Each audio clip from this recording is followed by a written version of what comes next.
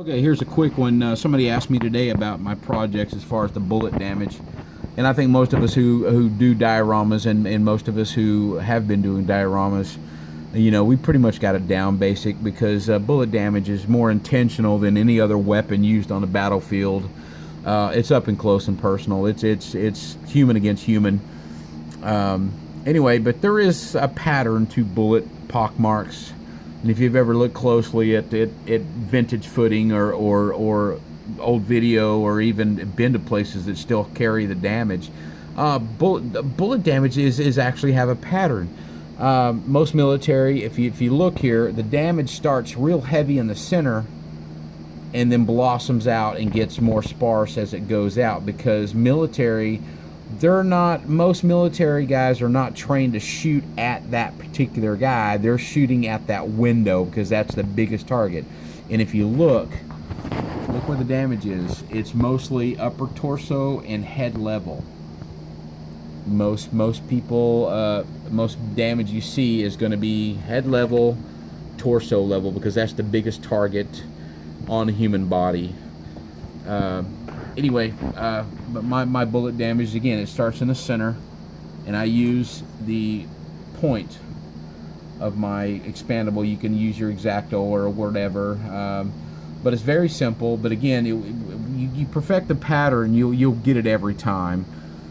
There's random, there's really light bullet damage, and then when you go into a heavier combat area, or you want to depict your diorama as a heavy combat area, you want to make it look right. And it's the little details that make your diorama. You can be a good foam shaper, you can be a really good artist as far as diorama, but it's that little stuff that really gets people to look, especially professionals. Anyway, again, I got a piece of foam here, but and you look, most battle damage, bullet pocket is going to be either window openings, door openings, corners of buildings.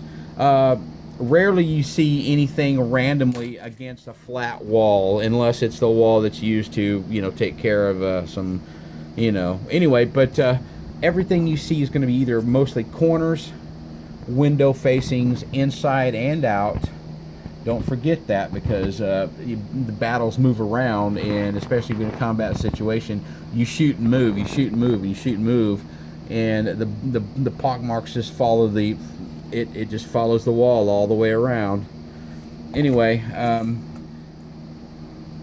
take your point here, and again, I start with the focal point, the middle, the heaviest damage. So what I'll do is I'll start to. I'll just crater something out really, just heavily. I'll just and again, just using the tip of your knife there. And as you move out, you want to get those holes a little bit more sparse and further apart.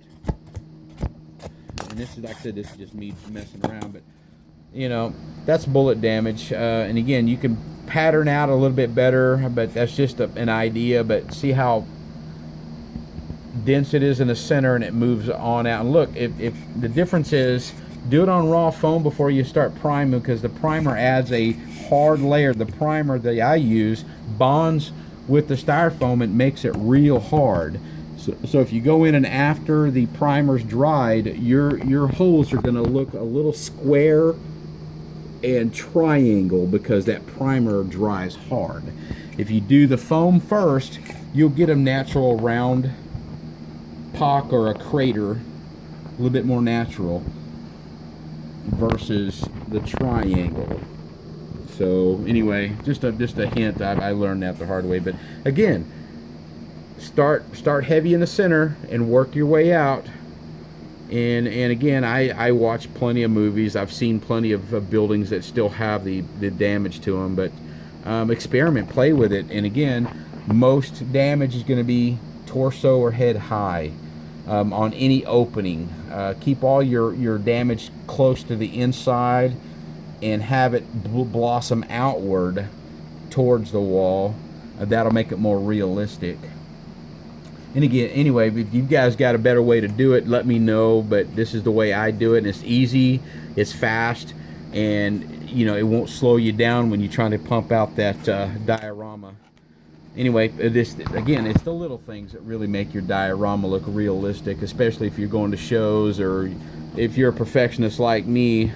I like the little things that people look at when I look at a diorama. I look at the little things.